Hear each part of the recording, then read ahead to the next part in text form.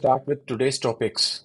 Today's topics include negative leap second, relation with rotation of the Earth, why it is happening that the Earth's rotation is getting affected, and we have to add a negative leap second rather than a positive leap second. We will be dealing with it.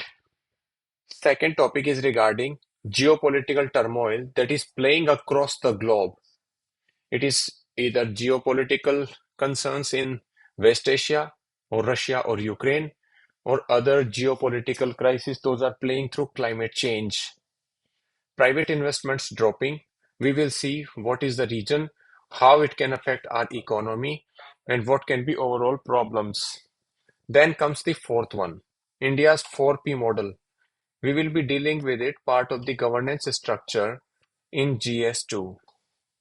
So first one, what is the negative leap second? First of all, we should understand when we talk about a negative leap second, it does mean that rather than adding something, we are reducing 1 second in a time frame.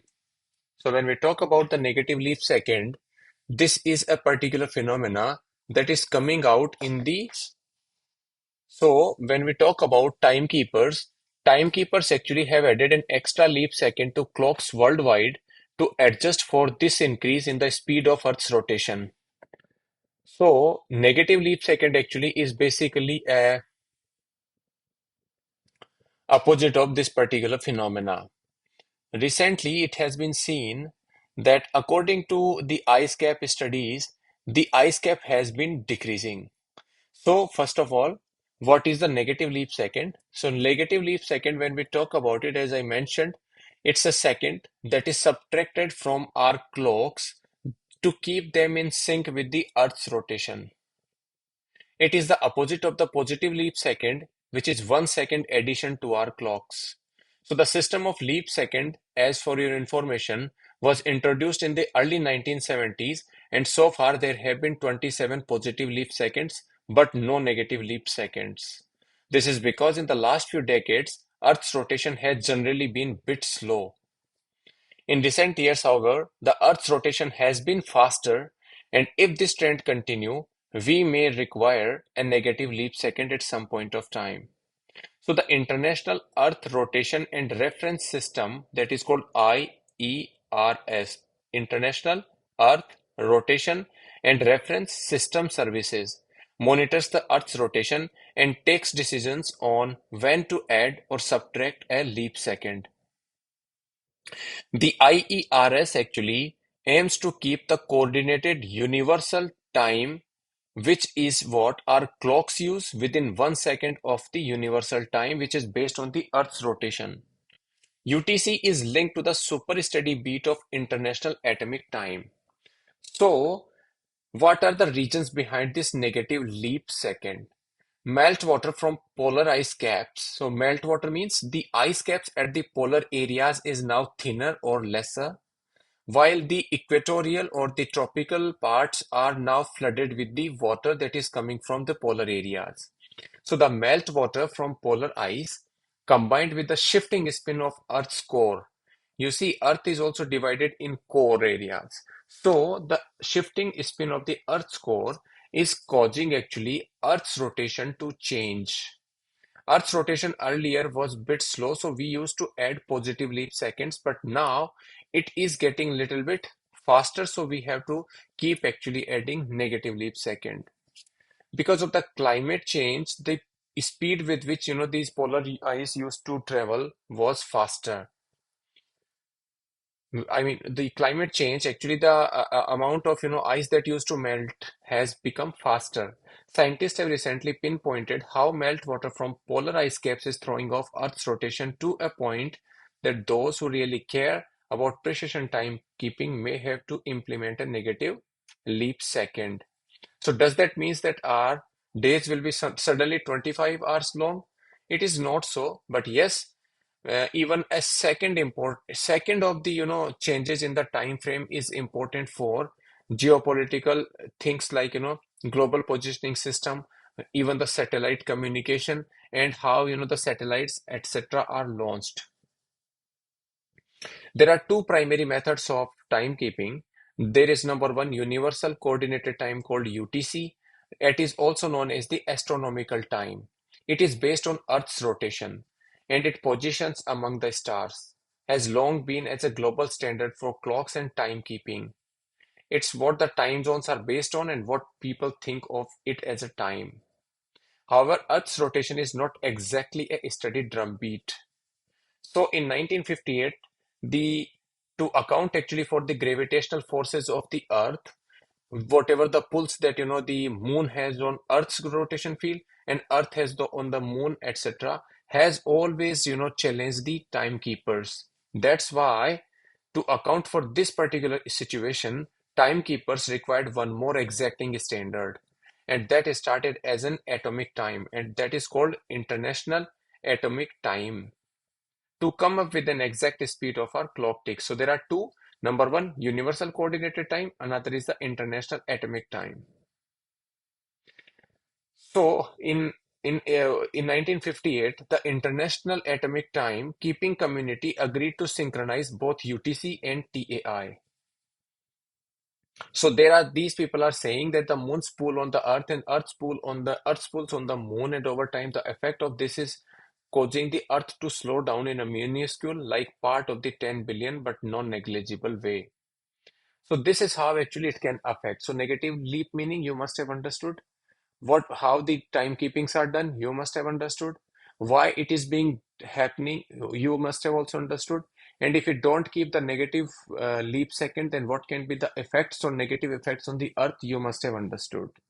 So now scientists have found that although climate change is applying the brakes, the liquid part of earth's core is also slowing down, and it is affecting the surface of the planet that spins in a particular speed. Right now, the core of the Earth in the last few decades has randomly slowed down, and by a complicated, series of interactions between liquid part of the core and the mantle and the crust of the Earth or the crust is spinning faster. This random change in the Earth's core rotation, specifically a slowing down in the rate of rotation, translates into speeding up of Earth's rotating surface rotating. So what happens? Because of the negative, why we are adding negative leap second? Because Earth's rotation has become faster. One of the reason is, as I told you, the polar ice caps, those are melting. Another is the core area disturbance of the Earth. So when we talk about the core of the Earth in the last few decades has randomly slowed down, and by a complicated series of interactions between the liquid part of the core and the mantle and the crust or the solid part of the Earth, the crust is spinning faster. And that is why the surface of the Earth has started spinning faster. And to account for the faster rotation of the Earth, we may need to add a negative leap second. So this is the geography topic today. We now move on to the second one, and that is a world in disarray, a concern about the future. So what is this? Earlier, there was a crisis that was playing out between Ukraine and Russia, and it was causing actually major upheaval where NATO was expanding. NATO means North American Treaty Organization. It was actually spreading or expanding near to the borders of the Russia. So Russia was already threatened, and now because of this particular issue with the NATO expansion, even more Russia will be challenged even more. So that is one geopolitical situation that is having in the Russia-Ukraine domain. Another is in the West Asia that is playing. As of now, after October 7, when Israel was attacked by Gaza, the tensions between Israel and other Arabian countries have been higher.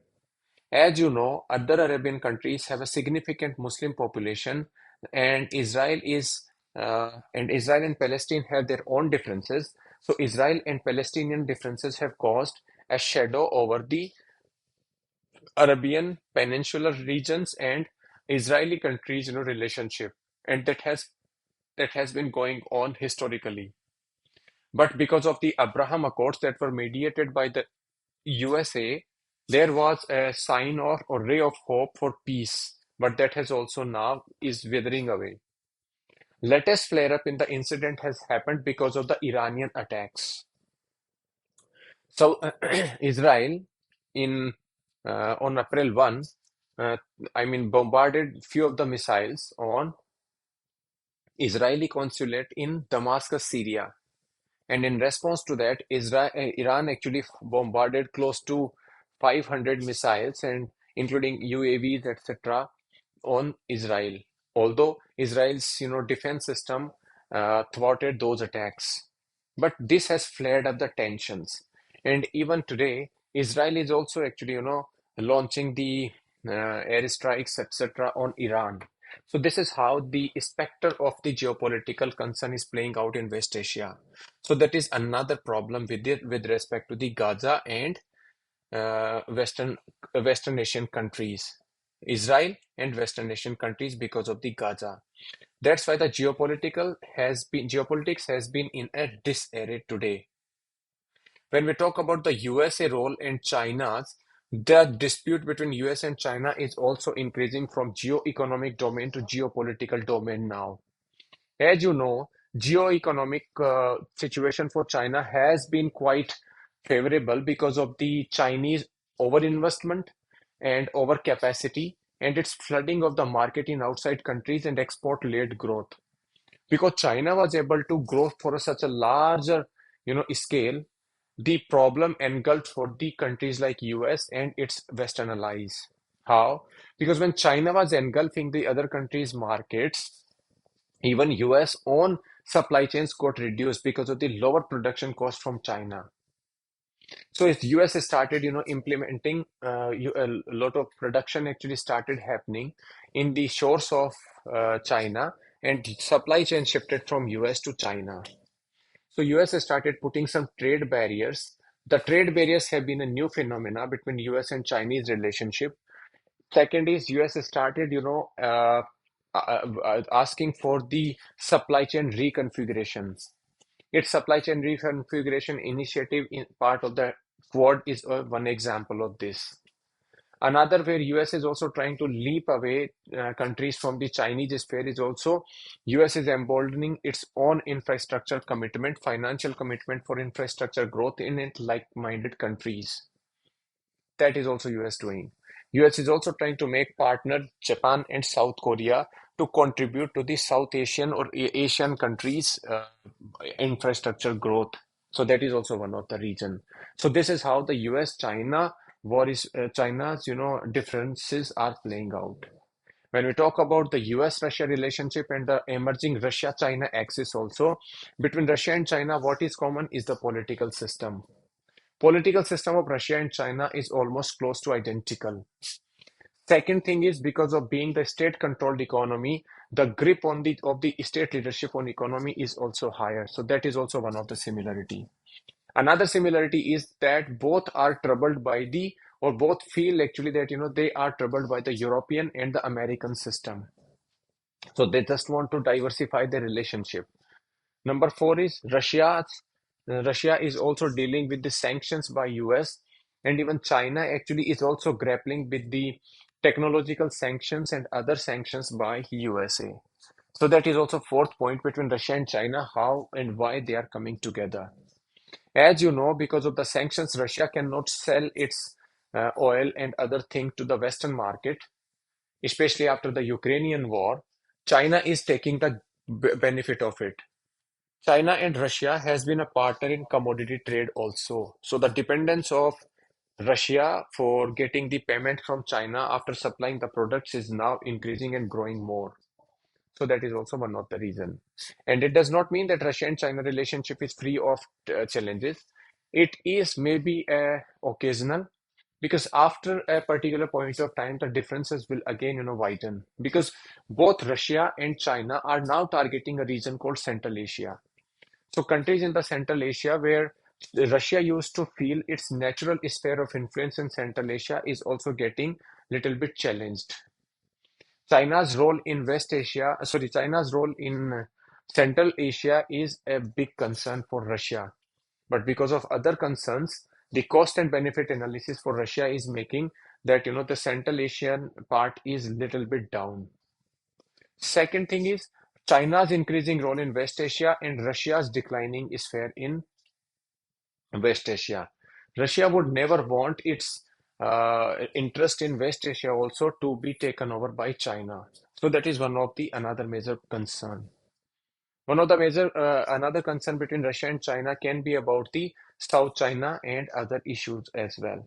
And as the Ukrainian war, subsides, so there is a solution to the Ukrainian war, and some sort of, relationship backtracks between, relationship actually, improves between US and Russia and other European allies and Russia. The amount of, interactions between Russia and China can also decrease. So that is one of the more, geopolitical domain that we have. Another is the climate crisis. Climate crisis is also one of the geopolitical concern because, as you know, because of the climatic situations, a lot of least developing countries and developing countries are now getting threatened. It is the creation of historical contribution to the climate change because of the higher carbon emissions that were emitted non-stop by the developed countries. But developed countries are now not meeting the financial needs of these people. So that is one of the reason as well. So this is how the future of the geopolitical concerns is now making a domain. Then comes, why have private investments dropped? Capital growth formation, if you talk about when did the private investment pick up in India, will a strong consumption spending increase private sector confidence? Although, so the failure of the private investment, as measured by the private gross fixed capital formation as a percentage of gross domestic product at current prices, to pick up pace has been one of the major issues plaguing the Indian economy. Private investment witnessed a steady decline since 2020, 2011, 2012, and the government has been hoping that the large Indian corporations would step in and ramp up the investment.